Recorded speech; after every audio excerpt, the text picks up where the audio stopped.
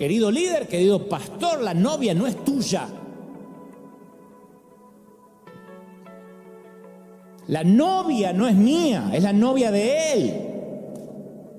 Y cuando Él quiere, reclama a las multitudes y tenemos que entregársela.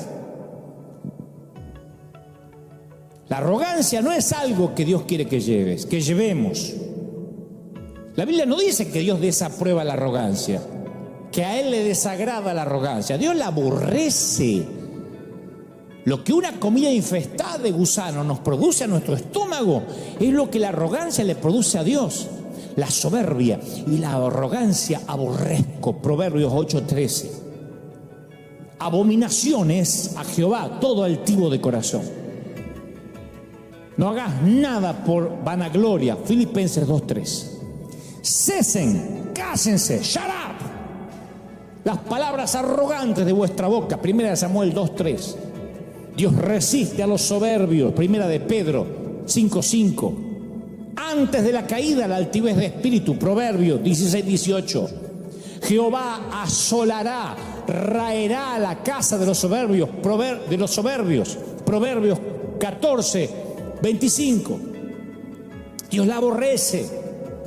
¿Sabe por qué? Porque no hicimos nada que justifique estar orgullosos. ¿De qué vamos a estar orgullosos? ¿De qué? No le dan premios al lienzo que usó el pintor. No hay Pulitzer para la tinta que usó el periodista.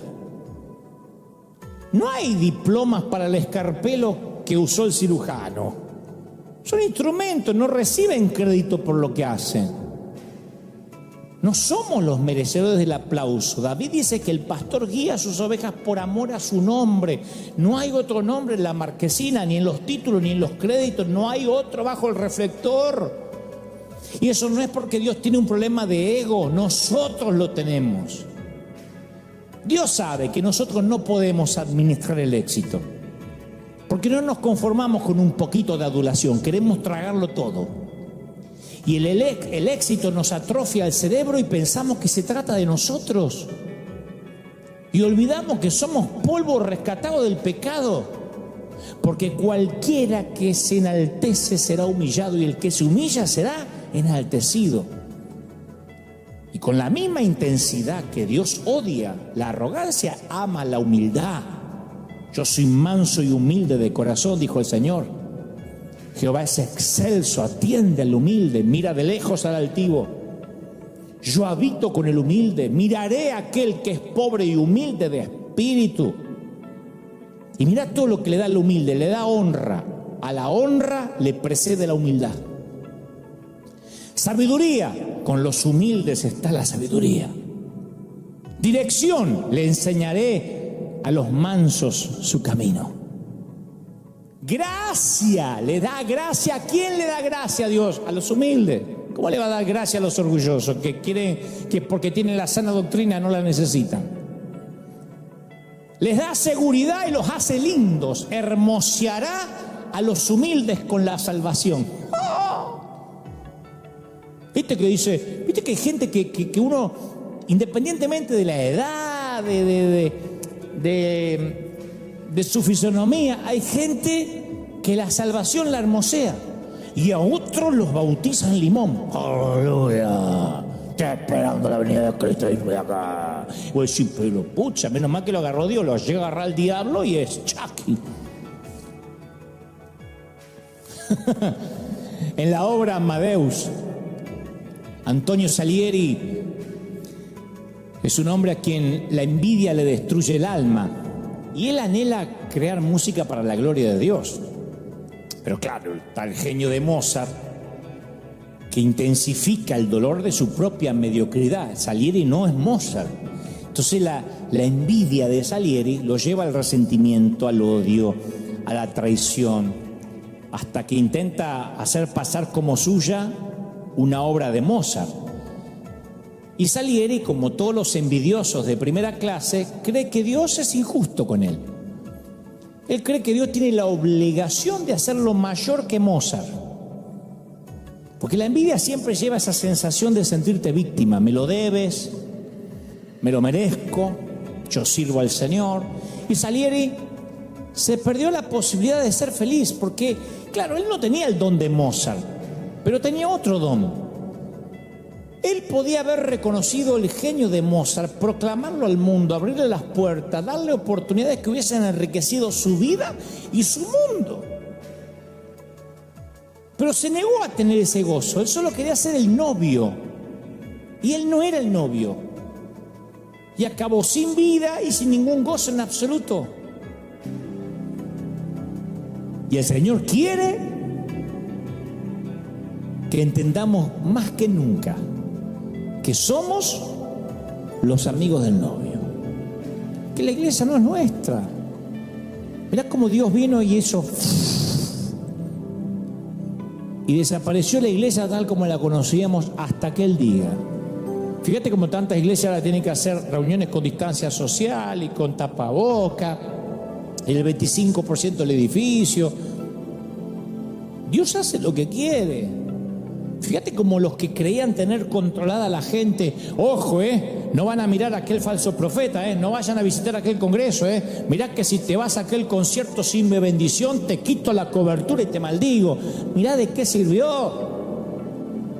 ¿De qué sirvió hacernos los dueños del barco? ¿Cuándo pensamos que la aerolínea era nuestra? Éramos los pilotos. Y un día el Señor nos muestra que nosotros, los ministros, no tenemos nada. Ni edificio, ni iglesia, ni denominación. Es el Señor y Él, por amor a su nombre, no hay otro en la marquesina. Dios nos libre de la hoguera de las vanidades. Pero se vive más liviano, Cuando uno entiende, como digo siempre, que uno es el cartero, se vive más liviano. Yo ya me quité esa carga de tener que dar testimonio, de que la gente me mira, de que fíjate lo que publicás, de que qué van a decir. Yo soy un cartero. ¿O quién entra a un restaurante y dice, a ver, ¿cómo está la vida del camarero? A ver, el mozo, ¿cómo está tu vida? Oh, ¿y cómo te llevas con tu suegra? Y llevar a tus hijos al colegio, porque si no, no quiero que me sirvas la comida. Servime la comida, andate. ¿Quién le pide cómo es la vida del cartero? Esa es cuestión de cada uno con el Señor. Entonces el Señor nos está diciendo más que nunca que somos mayordomos. No se trata de mí, no se trata de ti, se trata de Él.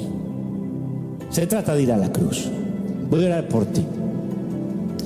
Quiero que donde estés, si quieres recibir al Señor en tu corazón, diga, Señor, esta palabra fue para mí. Hoy suelto toda carga, todo peso. Dejo que en la hoguera de las vanidades literalmente se quemen las vanidades, se queme el orgullo, la soberbia, el querer ser el novio cuando no lo soy. Soy el amigo, la amiga del novio. Repite conmigo, dice, Señor Jesús, entra en mi vida. Abandono esas vacas sagradas de que tienen que reconocerme y honrarme. Soy libre, próspero, bendito. Estoy orando ahora por toda la gente que está en el otro lado de los 5 continentes. Hay mucha gente que está siendo libre ahora. El Señor me dice, la iglesia está cambiando. La iglesia quizás nunca vuelva a ser como la conocíamos. Y no estoy hablando en términos de templo o edificio, estoy hablando en términos de estructura, de entender que Él es el novio, de entender que Él no comparte su gloria con nadie y que nosotros simplemente somos torpes carteros, torpes mensajeros de lo que Él le dice a sus hijos, a sus ovejas. Eso va para los líderes, para las ovejas, para los que están recibiendo esta palabra. Esto tiene que ver con el Señor. Te ama el Señor. No sabes cómo te ama el Señor. ¿Cómo no te va a amar si en sus manos te tiene esculpido? ¿Cómo te ama el Señor? Te bendice el Señor. Hay familias llorando, hay gente que ha estado dolida y el Señor me dice que te diga, no mires al hombre, yo soy el que te ama, yo soy el que di la vida. ¿Qué pastor murió por ti en la cruz? Yo le solía decir a la gente, no espere que yo sea tu redentor, porque no lo voy a hacer. Porque yo no puedo salvarte de un naufragio. Necesitamos una roca firme, una ancla. Ningún roto puede ayudar a otro roto si no nos aferramos los dos del Señor. Si edificaste tu vida sobre Cristo, puedes tocar fondo, puedes pasarla mal, y aunque sientes que pierdes el aliento, sigues respirando, sigues en pie en medio de la tormenta. ¿Me explico? Quizás hayas perdido tu bebé, que es lo peor que le puede pasar a un papá, perder un hijo, a una mamá. Capaz que estás pasando por un divorcio, o hayas terminado dándote por vencido en tu lucha con tus acreedores, diciendo no puedo pagar, no, estoy fundido. Pero en ese momento más tenebroso, más atroz, Dios te da la fe necesaria para salir adelante.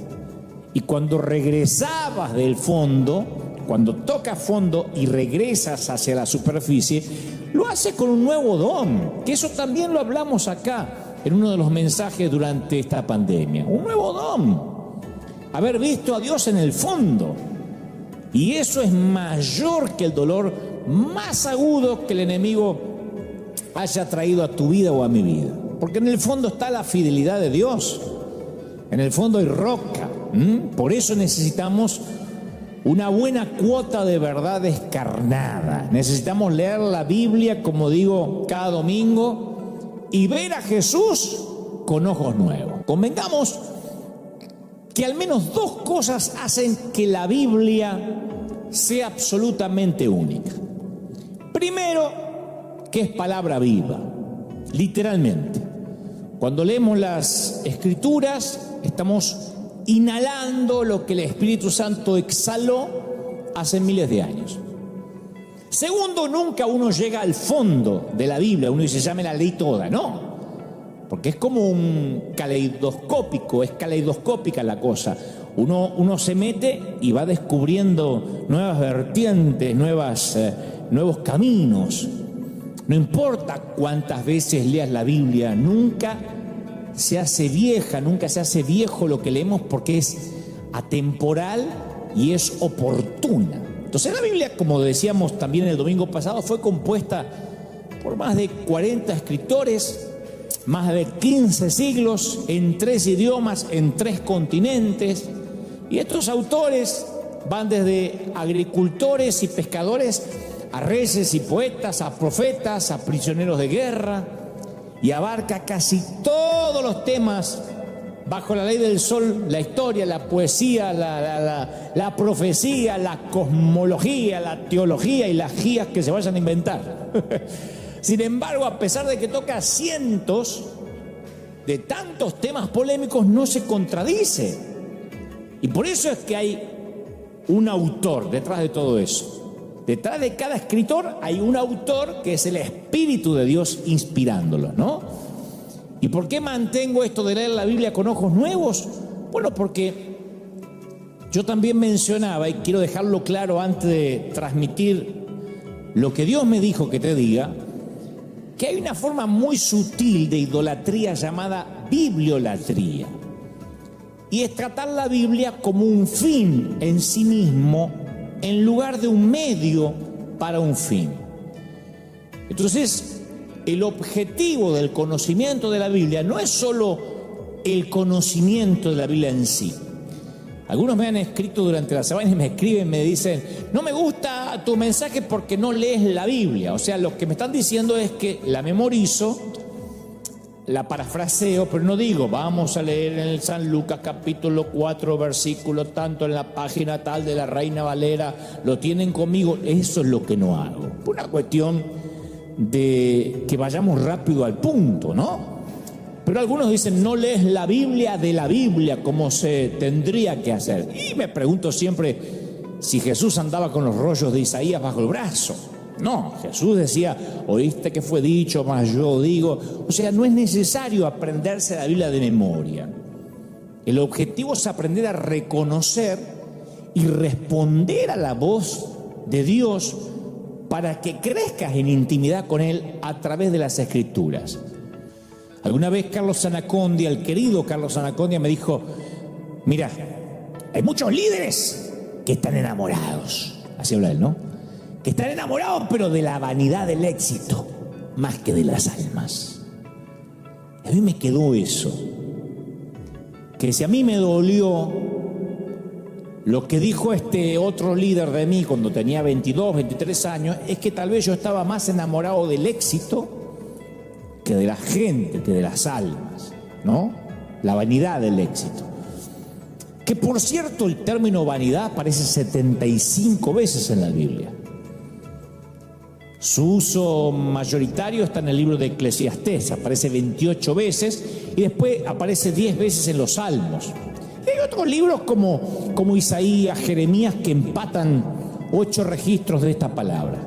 Pero en los Salmos, vanidad se usa como un adjetivo de la naturaleza humana, pasajera, mortal, perecedera, débil. Y a mí me viene a la mente, siempre que hablo de vanidad, la escena final de la película que interpreta Al Pacino en El abogado del diablo, que hace de Lucifer, y cuando parece que su víctima ha logrado escapar de sus tentaciones, él se las ingenia para volverlo a seducir, y la película, se las voy a espolear, pero la película termina con que Lucifer mira a cámara y dice con una sonrisa: vanidad, definitivamente mi pecado favorito. Y yo creo que literalmente y definitivamente es el pecado favorito de Satanás. Ahora, ¿por qué hago esta introducción? Porque todavía es introducción. Primero hablé del diario de Irigoyen, después hablé de la importancia cuando Dios nos habla sin precedentes, como quizá nunca antes habló en las Escrituras, porque quiero dejar esto en claro, para que veamos por qué la vanidad está tan ligada a cuando Dios nos llama o cuando Dios nos comisiona. Tenemos que tener bien claro esto. Ser amado significa ser escogido, ¿sí? La sensación de sentirse escogido es uno de los mejores regalos que el amor concede al amado. Quiere decir que si alguien me considera como un ser único y esa persona quiere estar cerca de mí, yo me siento amado, porque alguien cree que yo puedo hacer una contribución importante. No hay mayor regalo como el de ser escogido, ni hay peor dolor como el de ser rechazado. Y cuando alguien escoge a un rechazado, la vida de ese rechazado cambia. Yo crecí sabiendo que era diferente y lo detestaba. No me voy a hacer el superado. Yo detestaba en mi adolescencia saber que era diferente, pero no sabía qué tenía. Porque mi manera cerebral, mi manera de procesar las cosas, siempre fue distinta. Y para aquel entonces yo no sabía que había un diagnóstico. Yo me sentía raro. Yo veía las cosas de manera diferente, divergente, ni mejor ni peor. Yo razonaba, hasta el día de hoy razono de manera diferente. No sabría que tenía el síndrome de Asperger, que es parte del espectro autista, hasta casi cumplir los 40 años. Yo no sabía. Eso no es un resfrío que uno se pesca en la esquina. Eso es una condición con la que uno nace y tiene que acostumbrarse a los adjetivos calificativos buenos y a las cosas que acarrean negativas de tener ese síndrome. Pero el dolor de ser distinto a mí me llegaba a lo más profundo. Yo todavía puedo sentir la sensación de estar sentado en el pasto en la secundaria, tratando de hacer de cuenta que no me importa que no me elijan para un deporte, para un equipo. Yo conocí ese césped, ese pasto de la exclusión. El mal de ojo de la envidia que filtra el amor y solo deja la amenaza. La envidia es un pecado del ojo. Hace que uno mire el césped del otro más verde que el mío. Mirá qué bendición, se le murió la suegra y yo la tengo en casa. Cuando se trata de la envidia es cosa de ojos. Es por eso que Dante Alighieri dice que en el infierno los envidiosos tienen que pasar la eternidad con los ojos cosidos. En el famoso infierno de Dante, la Divina Comedia. Por toda la Biblia hay un hilo, una hebra verde de envidia, desde Caín y Abel, Isaac e Ismael, Jacob y Esaú, José y sus hermanos, María y Aarón murmurando contra Moisés, Raquel fue la escogida, Lea era la muñeca rota, Acab codiciaba el viñedo de Nabot, Ananías y Zafira querían tener una reputación de generosidad. Pablo le escribe a la iglesia de Filipos y les predica y les dice que algunos predican o algunos extienden el evangelio por envidia y rivalidad. ¿Quién predica por envidia? Y Pablo dice que hay gente que predica por envidia. ¿Qué es el colmo? ¿Te imaginas que es el colmo de los predicadores? Porque cuando yo predico, se me llama a decirle a la gente que se arrepienta, que tome su cruz y que mueran a sí mismo. ¿Cómo voy a sentir envidia porque otros predicadores llamen a las personas a morir por sí mismas mejor de lo que yo hago el llamado? Si todos vamos a morir a la cruz. Pero en el amor de Dios, el que a mí me escojan nunca es a expensas de otro. Su plan es que mi elección mejore la vida de otros, no que disminuya la vida de otros. En el plan de Dios, los escogidos siempre son escogidos para servir. Y Juan comprendió esta verdad, quién es Él y quién no era Él. Él dijo, nadie puede recibir nada que no sea de Dios. Yo no soy el novio, dice Juan, yo soy el amigo del novio. Si este mensaje no se llamaba la hoguera de las vanidades, yo lo hubiese llamado el amigo del novio. En las bodas judías de la antigüedad, el amigo del novio era como el padrino. Estaba a cargo de los detalles de la boda, a veces era quien invitaba a la gente, acompañaba al novio a la ceremonia y luego tenía una última responsabilidad. En la noche final de la boda, porque las bodas se extendían por varios días, hacía guardia frente a la tienda donde la novia esperaba por el novio. Estaba oscuro, pero el padrino reconocía la voz del novio cuando lo escuchaba. Por eso dice, yo reconozco la voz del novio. Así que el amigo del novio se hacía a un lado, se quitaba del camino y el novio entraba en la tienda para hacer lo que tenía que hacer con su novia, con su esposa ahora. El amigo del novio no puede decir, ¿no podría participar? No. Él tenía un gozo diferente, el gozo de servir a quien amaba. Si el amigo envidiaba al novio, es porque está tratando de reclamar la novia para él, lo iba a perder todo. La novia nunca le va a pertenecer. Y al tratar de quererla para sí, traicionaría a su amigo y además perdería todo el gozo que le corresponde al amigo del novio. Eso le dijo a sus seguidores Juan. Mi gozo es el gozo que le corresponde al amigo del novio. Yo mandé las invitaciones. Yo fui quien gritó en el desierto, preparen el camino para el Señor. Yo le serví al novio, él es mi amigo. Ahora está el novio acá. He escuchado su voz, vino a buscar a su novia. Por eso todo el mundo acude a él, porque ella es su novia, no la mía.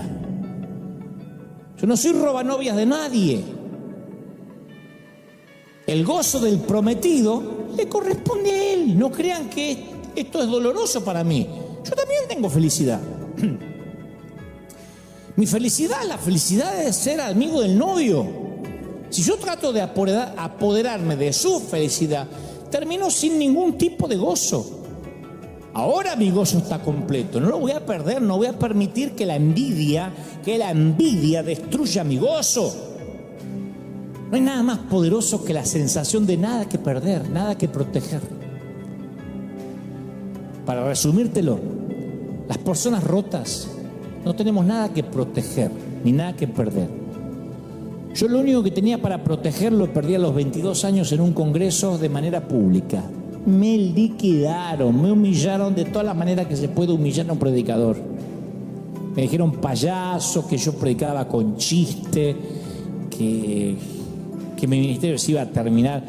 Y Dios lo permitió, Dios ya me estaba preparando para lo que iba a ser las redes sociales. Las redes sociales a veces son cloacas de literalmente verborragias, de epítetos, de adjetivos descalificativos, porque las redes sociales son una gran herramienta, pero también sirven para que se oculten de manera anónima los cobardes, los que cara a cara no te dirían nada, pero ahí escriben con total impunidad.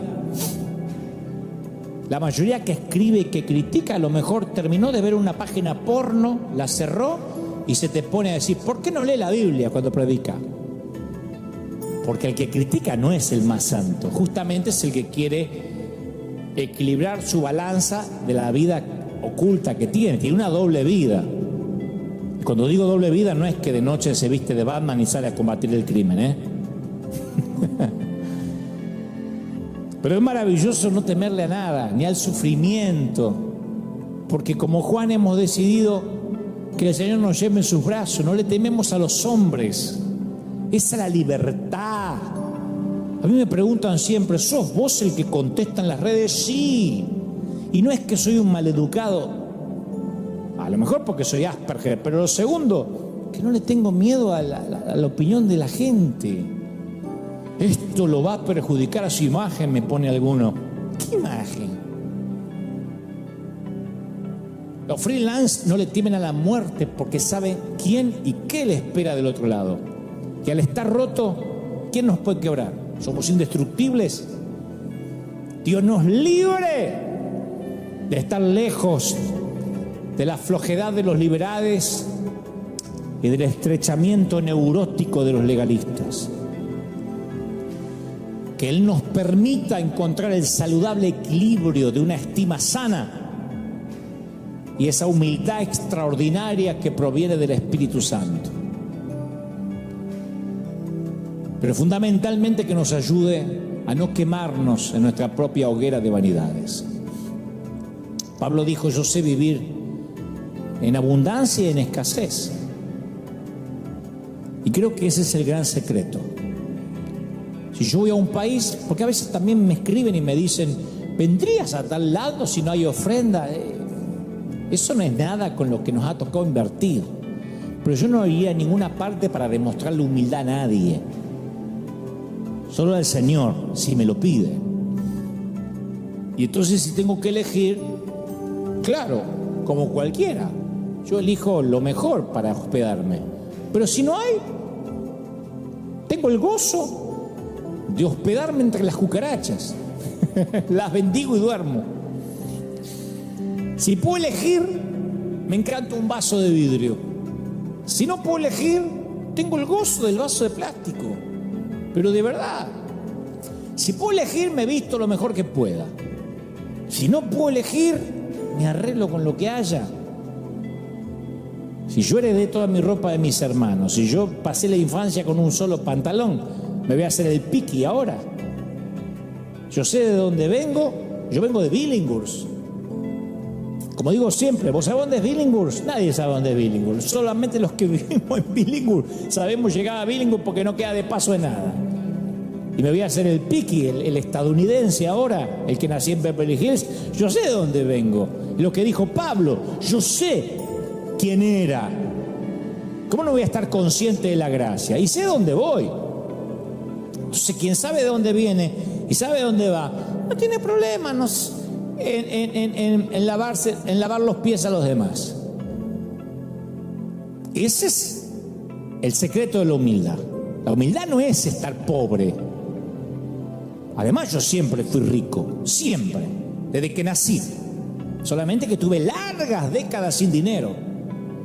Pero la riqueza, la mía, no se cuantifica, no se monetiza, no son cuentas bancarias.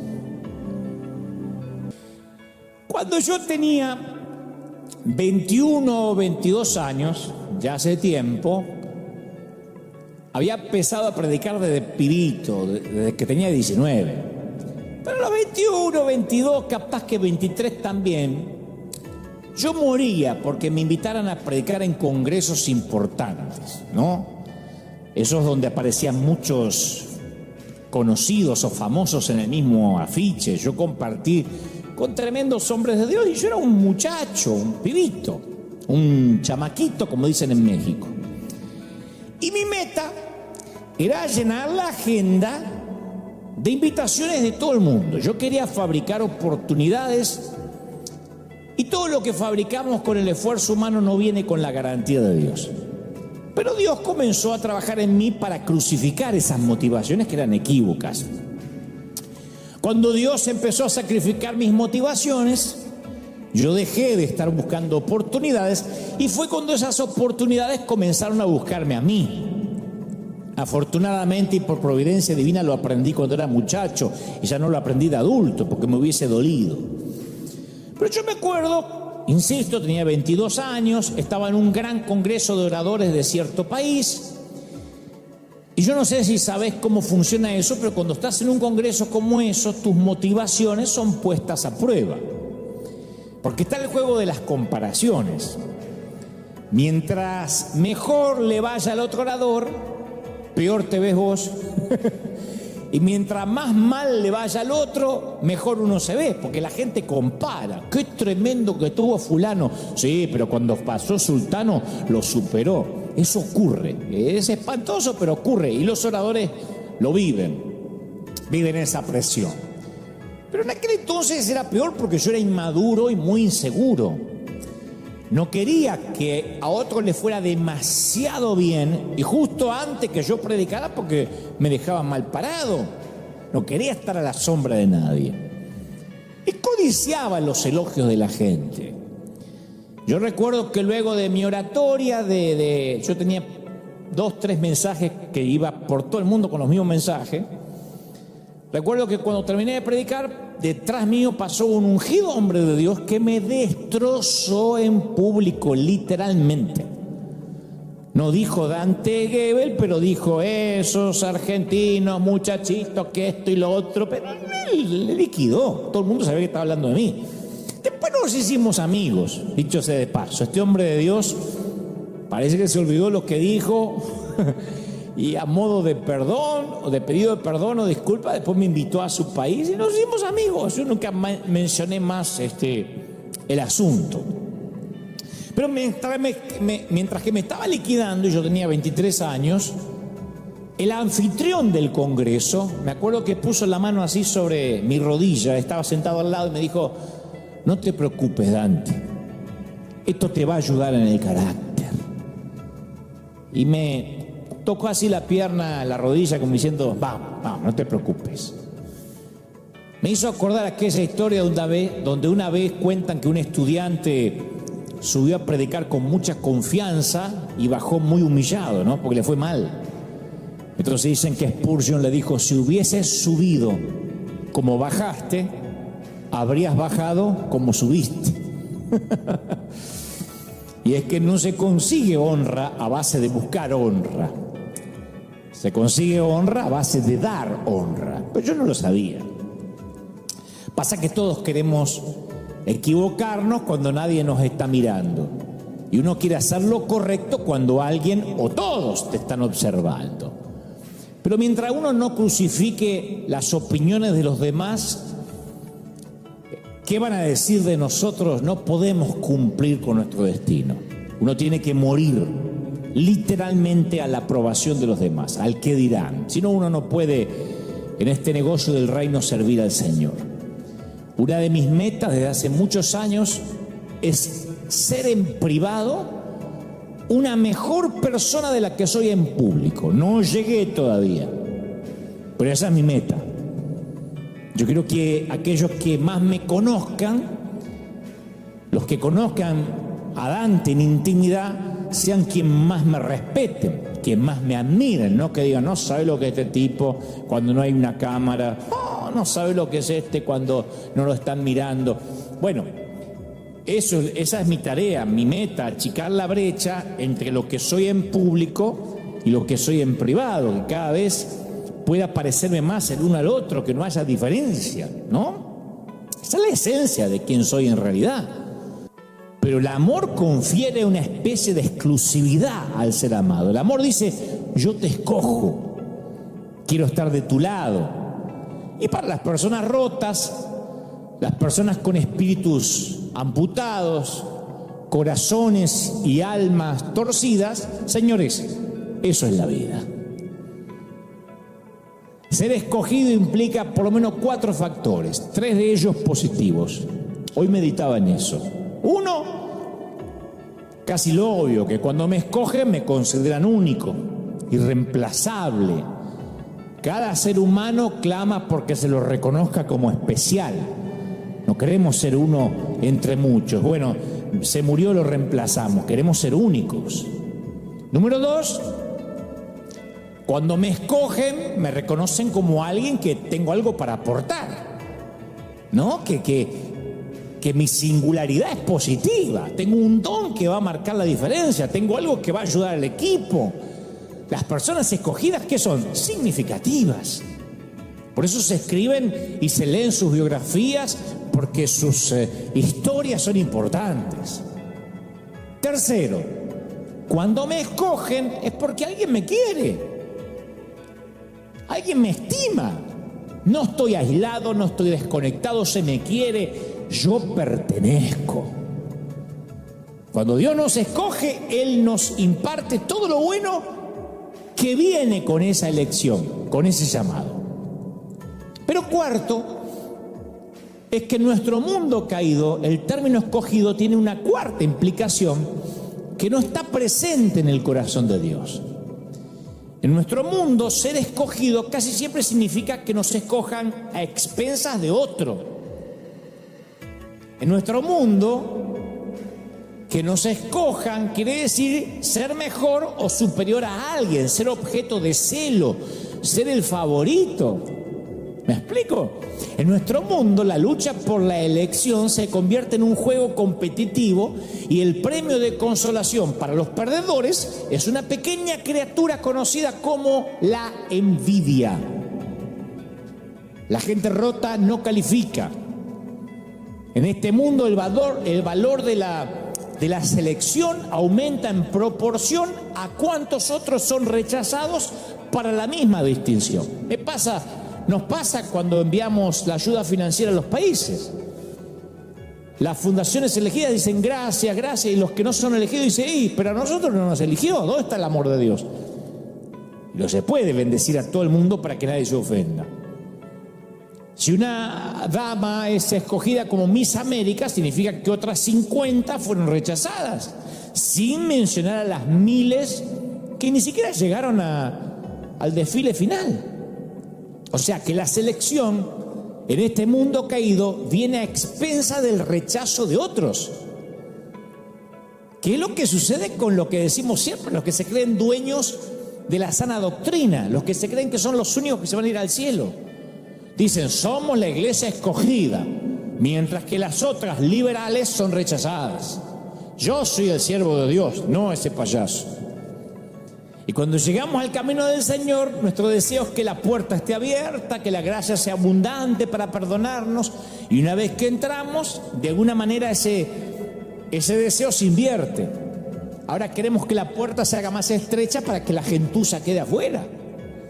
Una vez que estoy en el club, quiero que sea tan exclusivo como sea posible, si no, ¿cuál es el chiste? Pero en el plan de Dios, el hecho de que vos seas escogido me enriquece a mí en lugar de disminuirme. A Israel se le llamó el pueblo escogido por Dios, pero no en el sentido de que fuera su favorito o que Israel tenía un atajo para llegar al cielo. El plan de Dios era que a través de Abraham sean bendecidas todas las familias de la tierra. O sea que Israel no fue escogido en desmérito a las demás naciones de la tierra, sino por el bien de las demás naciones de la tierra. El plan de Dios era que todos los demás pueblos se sintieran atraídos hacia Israel. Fue la comprensión de esto lo que conmocionó a Pedro cuando se dio cuenta y dijo: ahora comprendo que en realidad para Dios no hay favoritismo, sino que en toda la nación, todas las naciones Él las ve con agrado. Esto es a los que le temen y actúan con justicia. Y al igual que Jesús, que tuvo que experimentar su tentación en el desierto, así les pasó a Juan el Bautista. Esta fue la prueba de Juan. Para Jesús la tentación fue convertir piedras en pan, lanzarse del templo, inclinarse y adorar a Satanás. La tentación para Juan adoptó otra forma. Haz algo grande para atraer de vuelta a las personas que se están yendo con el otro. Ajustar el mensaje, ayornarte, cambiarle la estrategia de marketing. La manera de medir tu éxito es mediante el número de personas bautizadas, Juan. Así viste como McDonald's mide su éxito por el número de hamburguesas que vende o Starbucks por la cantidad de café que vende. Bueno, confía en lo visible. Aquel está bautizando más gente que vos. Aparte, en esa tentación había otro mensaje más sutil, pero ahí estaba, que Jesús era su adversario, que el ministerio de Jesús constituía un rival para Juan. Que Él sea más grande implica que vos seas más pequeño, y eso es intolerable. Si vos le diste el endoso, vos cuando no era nadie, cuando era un carpintero de Nazaret, lo presentaste vos.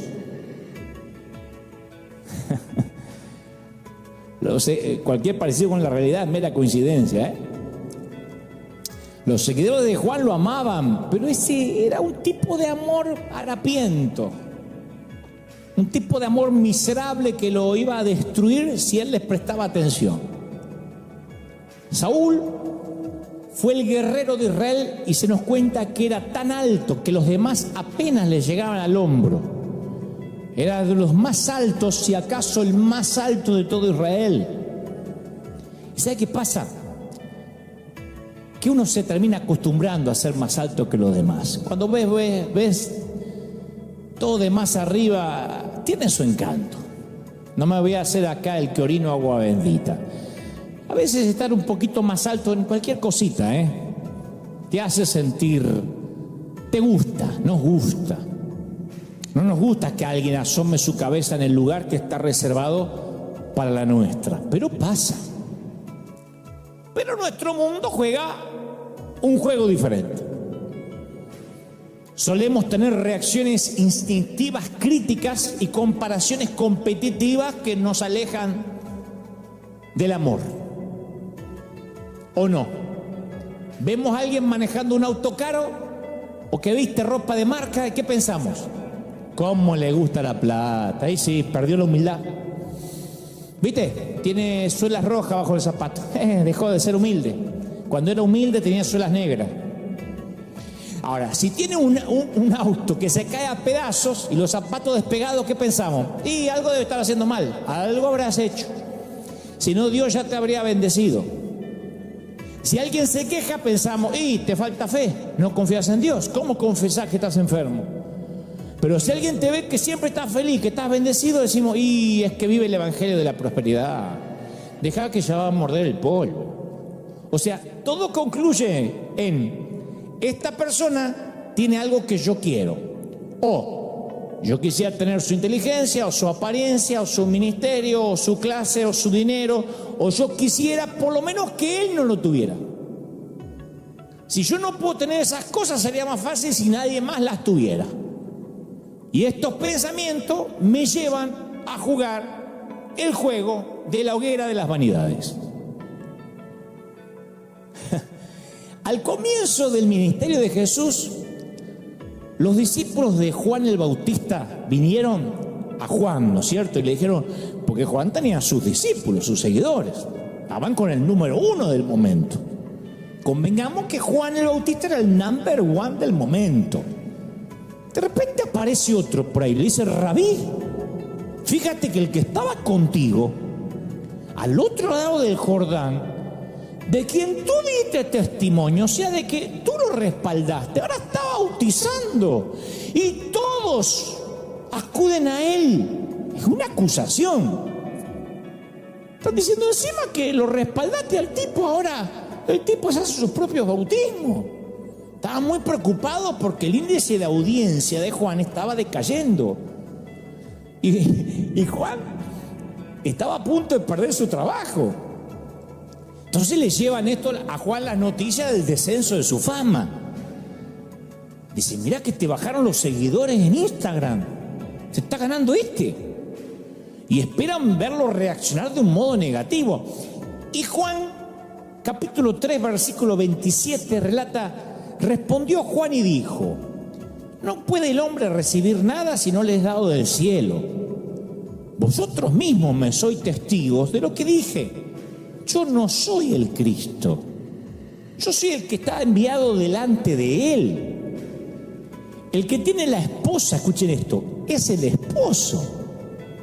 Mas el amigo del esposo es el que está al lado y le oye y se goza grandemente de la voz del esposo. Así que mi gozo, mi alegría está cumplida.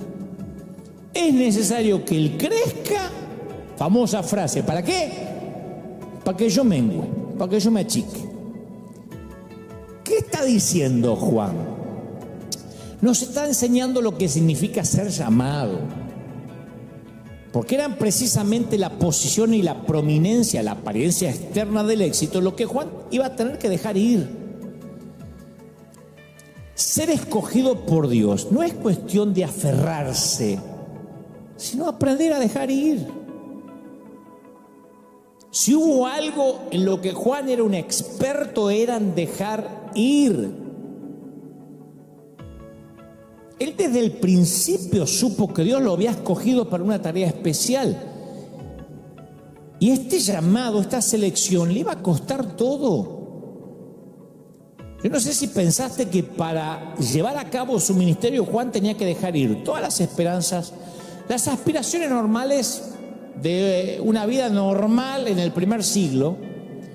Tenía que renunciar a una vida hogareña normal. Se nos dice que vivió en el desierto hasta el día en que se presentó públicamente en el pueblo de Israel. Y eso no era California, En los tiempos de Juan el desierto era desierto. Nunca tendría un trabajo normal. Renunció a todas las aspiraciones financieras. Vivía como un ermitaño. Los ermitaños no son buenos conviviendo, haciendo relaciones. Dios le pidió que renunciara a toda comodidad, él estuvo dispuesto a hacerlo. Dios ofrece gozo para cada uno de nosotros. Todos hemos sido hechos para hacer y ver las cosas de forma única. Dios te diseñó para que experimentes el gozo de ser maestro o ayudante, número 1 o número 2, promotor o diseñador. Y cuando encuentras esa forma única, experimentas el gozo. Yo gocé sirviendo a siervos de Dios. Dios sabe, acá he contado cosas peores. He dicho que era un petulante cuando tenía 22 años. Así que no tendría problema en decir, a mí no me gustaba ser número 2. Yo fui número 3, número 4, número 5, número 10 y lo gocé. Nadie limpiaba los instrumentos mejor que yo. Y si me ponían a servir café, nadie hacía el café. Yo era Ramón Valdés haciendo café. Ramón Valdés dije, Juan Valdés, no Ramón Valdés, es el del Chavo del 8. Claro, yo era Juan Valdés, el mejor. Porque sentía que si yo era un buen número 2, podía ser un buen número 1. Si yo era un buen Eliseo, podía ser un buen Elías. Y Dios te hizo para que conozcas el gozo de recibir y celebrar los dones de aquellos que te rodean. Y si ofreces tus dones, los dejas ir. Y con humildad recibe los dones de otros, tu gozo está completo. Pero si vas por la vida anhelando ser el novio, el gozo que le pertenece a otro, vas a terminar sin ningún gozo. A él le toca crecer y a mí menguar. Y no fue una declaración de martirio, de resignación y bueno, a mí me toca menguar. No, es el gozo de del amigo del novio, que empieza a aplaudir cuando entra el novio. Yo tengo poquitos amigos, siempre cuento con los dedos de una mano, y yo tengo esos amigos que se alegran cuando a mí me va bien. Esa es la participación de Juan en el reino de Dios, donde los humildes son exaltados. El siervo sabe que no edifica su propio reino, que está ayudando a otro. No se enoja contra la autoridad porque sabe que el siervo no tiene derechos. El siervo no exige derechos porque no los tiene. Nos llenamos la boca diciendo soy un siervo. ¿Sabe que el siervo hace la voluntad de su patrón? Los siervos no hacen huelgas. Raramente la queja de un siervo es atendida. El Señor dijo, ustedes son sirvientes, siervos. A nosotros nos encanta, recibamos al siervo de Dios. Siervo, si no te gusta puedes irte. Pero ¿cuántas veces nos enojamos cuando no se nos trata con respeto? El siervo espera un trabajo duro, el siervo no espera descansar, espera trabajar y duro. Desde temprano en la mañana hasta entrada de la noche, el siervo trabaja. Jesús lo dijo en Lucas 17. ¿Quién de ustedes teniendo un siervo que ara o apacienta el ganado, al volver del campo luego dice, pasa, siéntate a mi mesa? No le dice más bien, prepárame la cena, sírveme hasta que haya comido y bebido, y después de esto, come y bebe tú. El siervo no espera que se lo reconozca, el siervo no espera que se le agradezca, ni que se lo aplauda por su magnífico trabajo. Hace lo que tienen que hacer. Y Jesús dijo, ¿acaso da gracias al siervo porque hizo lo que se le había mandado? No, así también ustedes, cuando hicieron lo que se les ordenó, digan, soy un siervo inútil porque hice lo que debíamos hacer. Lucas 17, 9. ¿Cómo reaccionamos cuando no nos reconocen lo que hacemos? ¿De cuántas iglesias nos vamos porque es que acá no me nombraron en el aniversario? ¿De verdad? ¿Estamos dispuestos a seguir trabajando cuando nadie se percata de ello? Freelance significa lanza libre. Viste que se usa mucho, yo trabajo freelance. Significa que no trabajás bajo relación de dependencia, pero significa lanza libre, lanza alquilable. Fue un término anglo acuñado en el medioevo cuando los señores feudales requerían de recursos militares con fines de protección o de conquista. Entonces, en otras palabras, mercenarios a sueldo, soldados de fortuna. La aventura, la gloria, el botín seducía a propios y extraños. Y cuando terminaban las guerras, quedaban un montón de hombres varados en tierras extrañas con una única posesión, su lanza y un único oficio, la guerra. De ahí freelance. Ponte de pie, vamos los últimos minutos. Me dice el Señor que te diga, te voy a bendecir, voy a fortalecer tu vida. Hay gente que ha querido bajar los brazos y el Señor me dice que te diga lo que te ha dicho cada semana, no te entregues, no te entregues. Mi querido, no te entregues, no te rindas, no tires la toalla, pelea, porque el Señor dio la vida por ti. No te rindas. Yo sé que te han decepcionado y te han hecho doler, pero el Señor me dice, no te rindas. Aun cuando sientas que has perdido lo que has construido, el Señor dice, ¿qué construiste? Es su mayordomo. Y aquí vengo a recuperar lo que es mío. Tienes que decir, soy un siervo, hice lo que se me pidió que hiciera.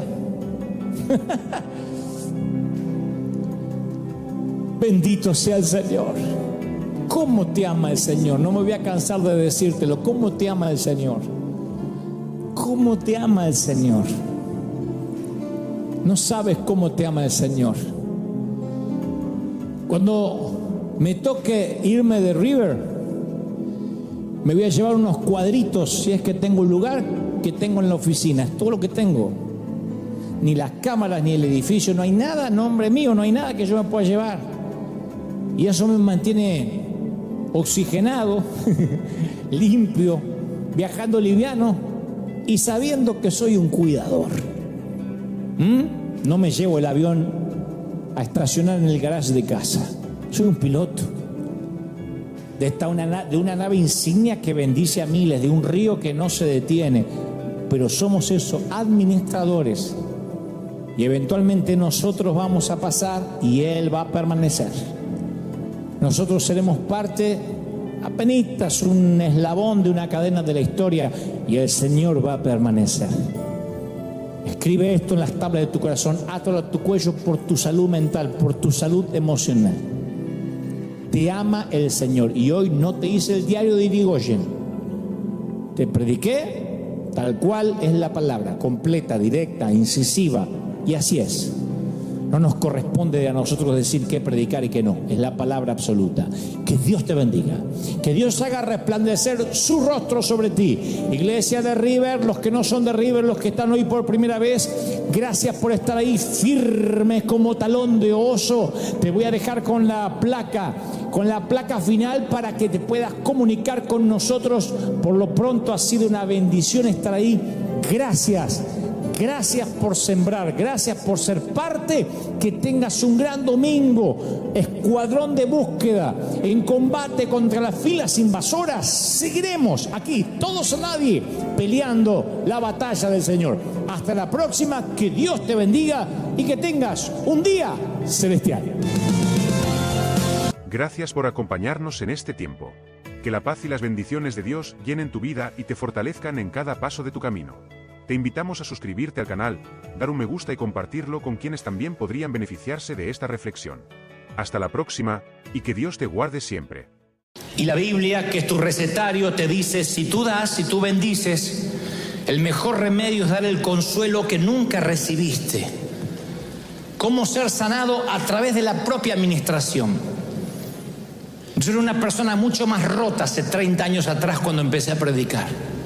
Sigo estando roto, pero mucho menos. Me fui sanando ministrando, ayudando a otros a salir adelante. Entiendo a los que tienen pantalones rotos y los relacionan con pobreza. Entiendo a los que tienen que conformarse con una fruta agria como todo postre. Comprendo a aquellos que cuando llueve mucho el agua se le mete debajo de los zapatos.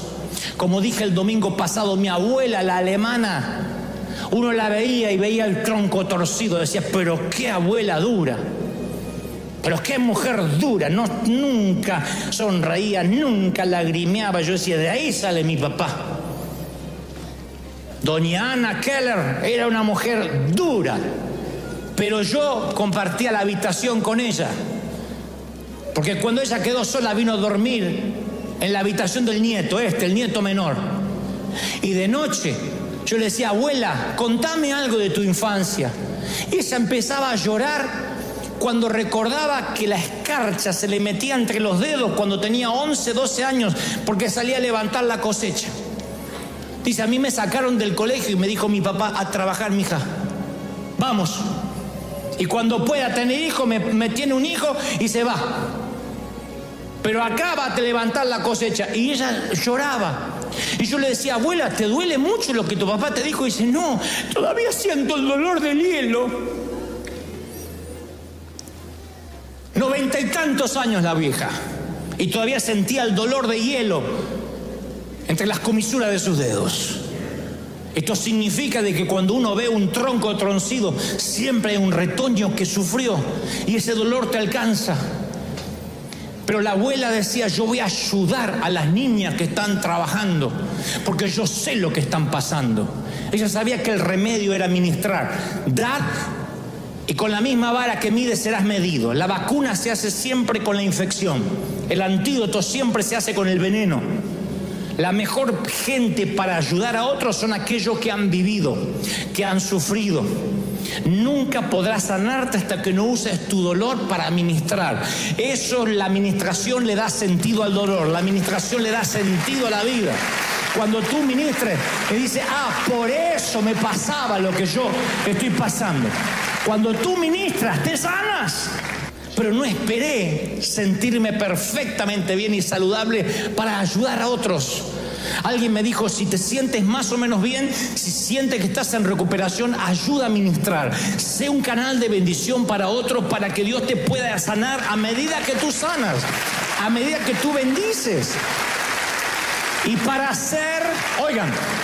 para hacer notoria las riquezas de su gloria, las mostró para con los vasos de misericordia. Romanos 9:23. Vasos de misericordia que Él preparó de antemano para su gloria. ¿Sabe cómo te llama el Señor a ti si has pasado por dolor y te levantas de la cama y la liberas para alguien más? Te llama vaso de misericordia, porque eres misericordioso, porque necesitaste misericordia. Tienes una compasión por el que está en la cama porque estuviste en la cama. Tu gracia, tu misericordia tiene raíces en tus propias tragedias. Tú no condenas fácilmente. El que condena incluso no es porque no necesite gracia, sino porque vive a través de la justicia. Yo no quiero estar en los zapatos de alguien que reclama justicia. Cuidado cuando dice justicia para mi ex marido, que le agarre justicia, que le salga un grano en el dedo gordo.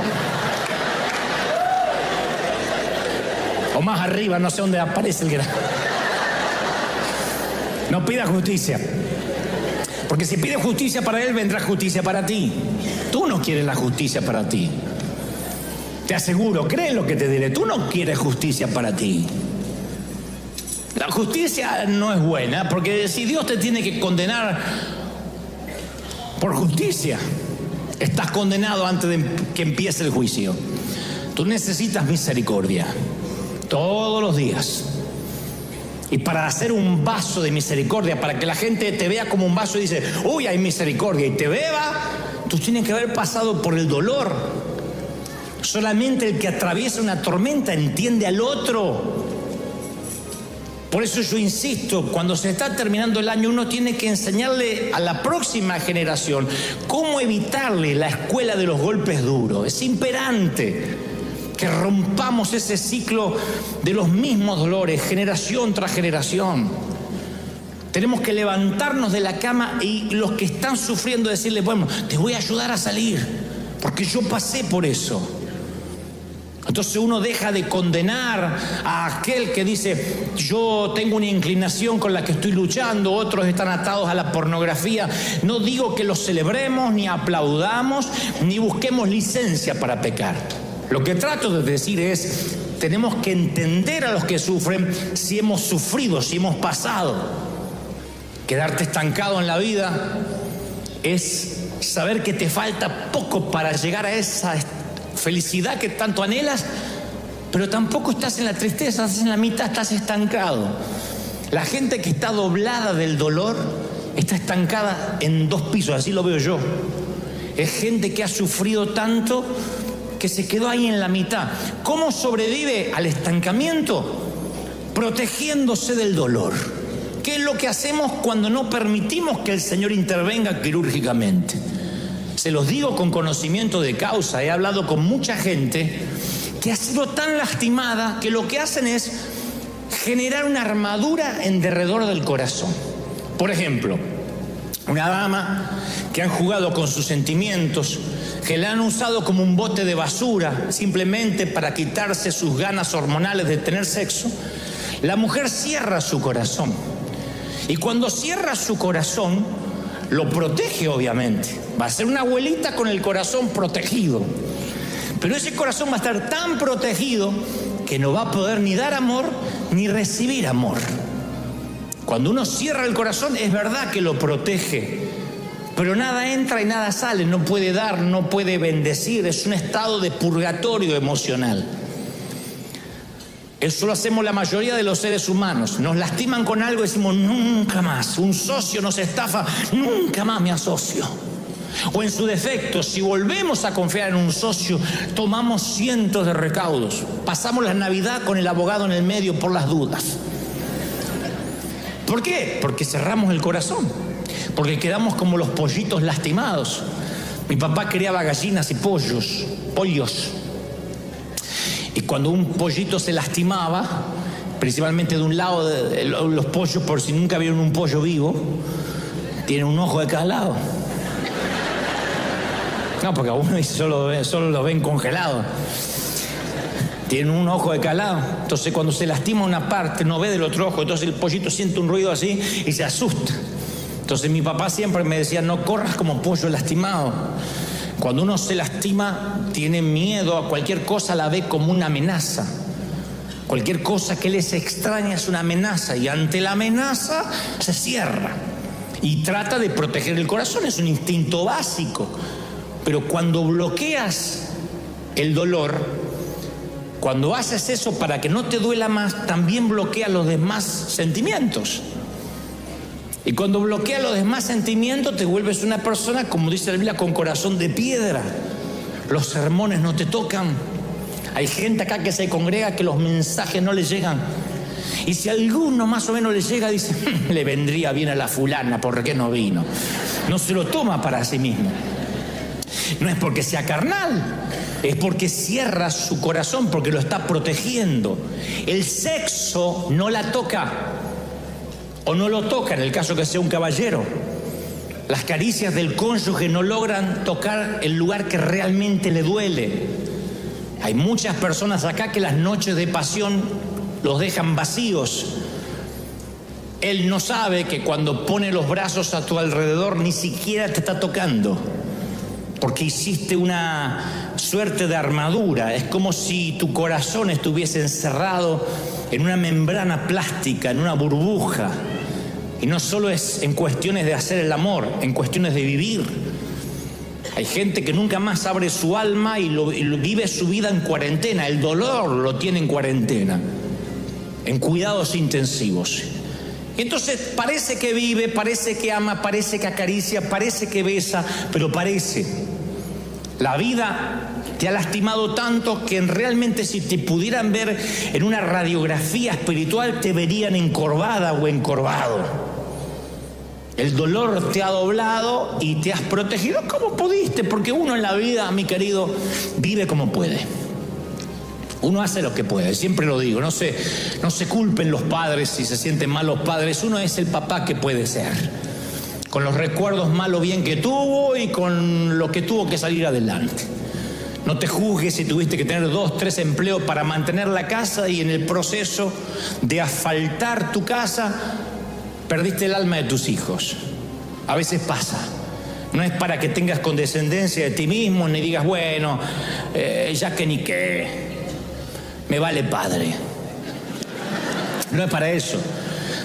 Pero para que entiendas que uno hace lo que puede, como nuestros padres. En su ignorancia, algunos, sin capacidad académica, nos dieron lo que creían que estaba bien, y eso uno va haciendo en la vida, uno vive como puede. Y claro, las heridas ya no están, pero las cicatrices permanecen. Y cuando las cicatrices empiezan a notarse y ser visibles, pareciera que vuelven a doler. Eso es lo que nos sucede cuando arrastramos cosas que no están resueltas. Las escrituras narran el incidente, el evangelista Lucas narra el incidente de una mujer que tenía 18 años con un espíritu de enfermedad. Se nos va el detalle, pero el evangelista quirúrgicamente hace la aclaración, tenía un espíritu de enfermedad. En otras ocasiones dice que estaba enfermo y sufría de lepra y no podía caminar. Esta es una de las pocas ocasiones, si no acaso la única, que se habla de un espíritu de enfermedad. Cuando hablamos de un espíritu, no es necesariamente un demonio que la enajenaba, sino que tenía un espíritu, una tendencia. ¿Vieron aquella frase acuñada por nuestras madres que decía, ay, tiene un espíritu de alegre el tío, hay que aprovecharlo antes del tercer tequila porque tiene un espíritu alegre, después ya no sabe lo que dice? Después, ay, qué espíritu triste que tiene la otra tía, siempre en la fiesta hablando de los muertos. ¿Tienen una tía que habla de los muertos?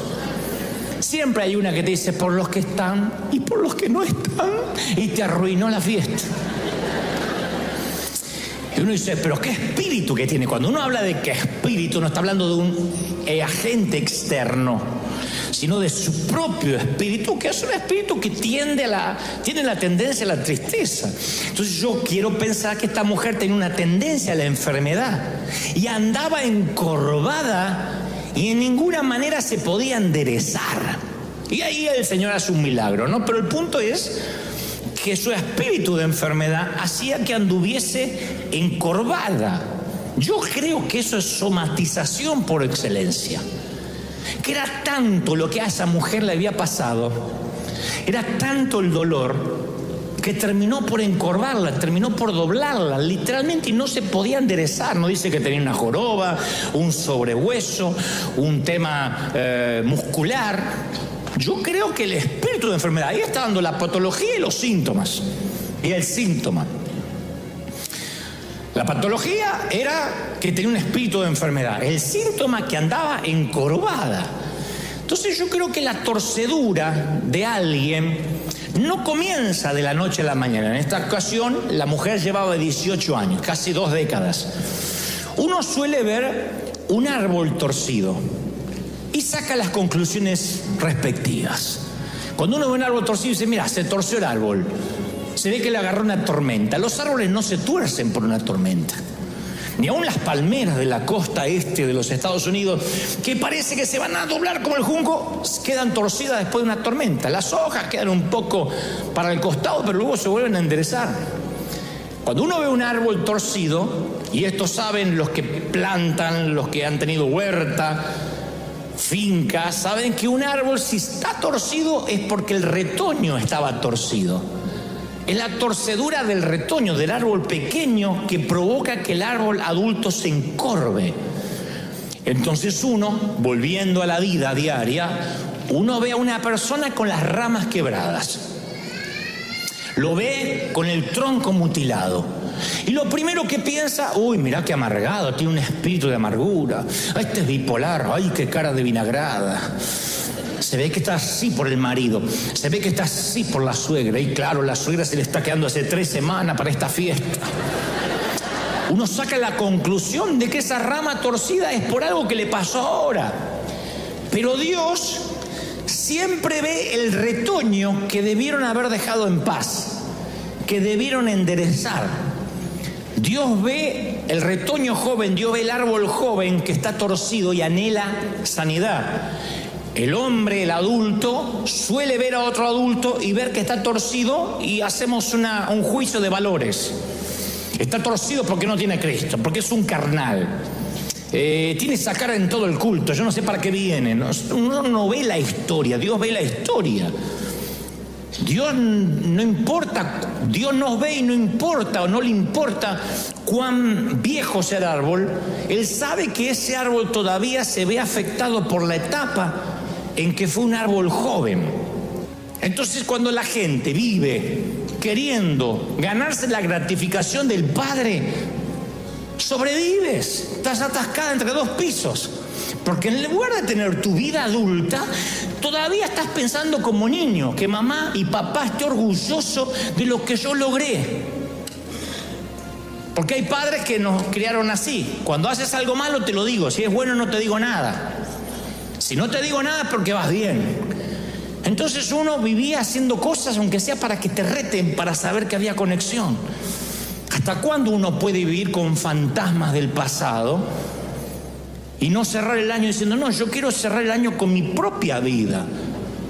Las personas heridas o las personas que buscan validación en fantasmas, en relaciones fallidas, son personas que no pueden emprender nuevas relaciones porque están tan dolidos que están compartiendo cama continuamente con el sufrimiento. Y esto afecta a la próxima generación. Siempre afecta a los que vienen. Es un patrón que se repite. No sé si notaste, por ejemplo, que cuando éramos chicos, algunos que tienen más o menos mi generación, uno iba con una gripe a la clínica, te internaban 40 días de cama. Estuve internado en el hospital. ¿Te estabas por morir? No, es que no me querían largar hasta que no se me pase el resfrío. Hoy estás así, abres un ojo y dices, a liberar la cama, vamos, a liberar la cama. Necesitan cama hoy. Hoy apenas te repones un poquito, te sacan rápido, a caminar rápido. Ya no hay tantos tiempos como antes para pasarla en un hospital. Quizá el factor sea el dinero, el seguro médico, pero hay una escasez de camas en las clínicas, en los hospitales, y hay un momento que el médico te dice, mire, usted ya recibió suficiente ayuda, Usted ya no está en un estado crítico, así que enderece la espalda, vamos, levante el rostro y sobreviva. Actualice la vida. Y yo quiero que te lleves este regalo a fin de año. Lo primero que Dios te va a decir: yo sé que estás dolido, yo sé que estás triste porque me lo dicen tus ojos, pero no hay camas. Hay que levantarse de la cama y dejarle la cama a alguien más. Hay que levantarse, enderezarse. No puedes ministrar estando confinado en un hospital. Alguien tiene que creer eso. ¿Lo crees de verdad, sí o no? A levantarse. Vamos, libera al que está a la derecha y a la izquierda. Vamos, libera la cama. Vamos, hay que liberar la cama de la vida. Vamos, libera la cama. Libera la cama. No te puedes quedar ahí. No puedes cambiar la vida de nadie confinado en una cama de hospital. Tienes que levantarte y ayudar a alguien a sobrevivir lo que ya superaste. Es maravilloso que te atiendan, estar en la cama, pero hay momentos que uno tiene que levantarse y decir, vamos a liberar. Y caminar y ver otras camas de hospital y ver que hay uno que está luchando con suelos intravenosos, otro que está con respiración asistida, otro que se lo llevan envuelto en una funda a la morgue. Y ahí te das cuenta que confinado en la cama no se puede ayudar a nadie. Hay un momento que uno tiene que decir, bueno, está bien, ok, yo soy una persona doblada por el dolor, me han pasado muchas cosas, pero me tengo que levantar, liberar la cama a alguien que está peor que yo y ayudar. Hay mucha gente que necesita la cama donde tú estás. Hablo en términos metafóricos. Hay mucha gente que se está divorciando ahora y necesita la cama que tú estás, que te divorciaste hace 10 años y todavía estás llorando. Hace 20 años que te pasó lo que te pasó y estás ahí ocupando una cama de alguien que le está pasando lo mismo, de lo que tú ya deberías haber superado. Hay que liberar la cama. No todos los que predicamos y alentamos es que estamos sanos y saludables. Pero no bien uno se puede parar, uno tiene que salir y bendecir. Ayudar a que otros ocupen esa cama. Uno no puede quedarse hasta sentir que ya no hay rehabilitación, sino fiaca. Me quedo en la cama esperando sentirme bien. No se puede en la vida vivir así porque perdemos años, perdemos vida, perdemos meses. Yo me acuerdo ministrar con dolor un montón de veces. Hay videitos por ahí en YouTube de hace, 20 años atrás. Yo iba a una iglesia a predicar y se me ven los zapatos medio despegados. Esos sacos que yo los planchaba y brillaban así, eran tornasolados de tanta plancha que tenía. Y como eran sacos baratos, tenían mala caída, se me paraban así que yo andaba... parecía que tenía trasero grande, no, era el saco barato. La ropa cuando es barata se levanta así. Y ustedes me van a ver ahí diciendo, yo trabajo para un Dios que paga bien. Yo sé que trabajo para un Dios informado que cuando te da una visión, sabe cuánto cuesta la visión. Yo no necesito dinero, mi Dios es rico. Y yo me acuerdo que cuando predicaba eso, esa noche no teníamos para cenar. Y esos asuntos del pasado afectan nuestro presente. Y subsiste en nuestro corazón cosas que nos damos cuenta que no podemos borrar. El alcohol no te va a poder borrar. Vas a brindar hasta el hartazgo y te va a entumecer. Pero ahí estará el dolor cuando los efectos del alcohol se vayan. El sexo no te va a quitar el dolor, te va a entumecer. Pero ahí estará el dolor después que te vistas y te des una ducha. No hará desaparecer el dolor, te va a entumecer. El único que es surcidor de muñecas rotas y de muñecos rotos es el Señor de señores, el Rey de reyes, el único que puede surcir y arreglar y reparar. ¿Están conmigo, sí o no? Él es el único surcidor, el único que tiene la destreza de sanar un trauma. Es el único. Los demás nadie tiene la habilidad. El evangelista Juan relata que Jesús se acercó a un pozo de agua, había una mujer samaritana y Jesús le dice, cualquiera que bebiere de este agua volverá a tener sed, mas el que bebiere del agua que yo le daré no tendrá sed jamás, sino que el agua que yo le daré será en él una fuente de agua que salte para vida eterna. La mujer le dice, Señor, dame de ese agua para que yo no tenga más sed ni venga aquí a sacarla. Jesús le dijo, ven y llama a tu marido. Y ven acá. La mujer dijo, es que yo no tengo marido. Jesús le dijo, bien has dicho. No tengo marido porque 5 maridos has tenido. Y el que ahora tiene ni siquiera es tu marido, es una aventura. Esto has dicho con verdad. Yo no sé si alguna vez viste una persona rota, en este caso una mujer rota. Una mujer rota no la describes ni por el cabello, ni por el perfume, ni por la ropa, mucho menos por la profesión o por el grado universitario. Para ver una mujer rota tienes que ver como Jesús, a la samaritana. Tienes que ver las cicatrices por encima o detrás del maquillaje. Las heridas que el delineador y el rímel no pueden borrar, ni las sombras pueden borrar. Cuando alguien está roto, sea hombre o sea mujer, en este caso es una dama en la historia, cuando uno tiene muchas heridas, le cuesta mantener relaciones. Porque acá no dice la Biblia que la samaritana era una prostituta. Y no es porque la Biblia cuidara los adjetivos, porque cuando se trataba de una ramera dice, y era una prostituta. Aquí no. Aquí es una persona que Jesús sabe ver que es una mujer herida. Una mujer herida o un hombre herido trata de buscar en el sexo opuesto a alguien que le ayude con el peso de su dolor. Y el único que puede cargar el peso de tu dolor es Jesús. Todos los demás se cansan, se rinden y se van. No hay persona. Tú pones un peso excesivo y siempre el peso excesivo romperá el vagón. Pones peso sobre los seres humanos y los seres humanos van a fallar. Por eso es necesaria la sanidad. Si no arreglas lo que te pasó, los humanos te van a fallar. No puedes pasarles tus problemas del pasado a nadie, excepto a aquel que los puede solucionar, excepto a Jesús. Es el único que le atraen los problemas ajenos porque los puede resolver. Después nadie, ninguna relación puede resolver lo que te pasó cuando niño o cuando niña. Aún a los hombres rotos, miren qué ironía, miren qué injusto que es esto en cuestiones del amor. Aún a los hombres rotos les atrae mujeres completas, mira vos. A hombres incompletos sueñan con mujeres completas, a mí me consta. Yo a veces hablo con algunos chamacos que me dicen, no, que yo quiero una mujer que sea así, que tenga acá, que suene, que tenga 90, 60, y que sea linda, y que sea universitaria, que trabaje, que tenga papeles. ¿Y vos qué tenés para ofrecer, desgraciado? Buscamos la persona perfecta, pero no nos preocupamos en ser el perfecto para la otra persona. Aún a los hombres incompletos les atrae una mujer completa y viceversa. Es injusto en relaciones del amor, pero es cierto. Porque nadie quiere iniciar una relación con fantasmas. Un hombre no quiere ponerse de novio con todos tus ex. Una mujer no quiere ponerse de novia con todos tus ex mujeres.